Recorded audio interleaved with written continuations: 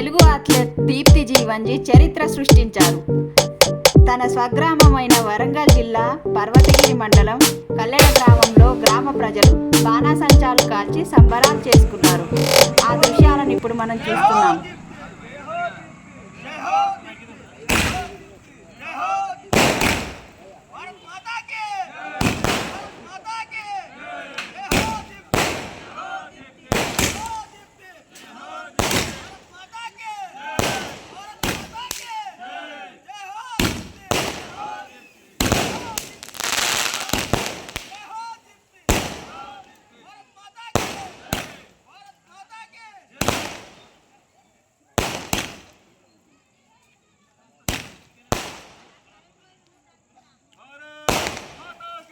जय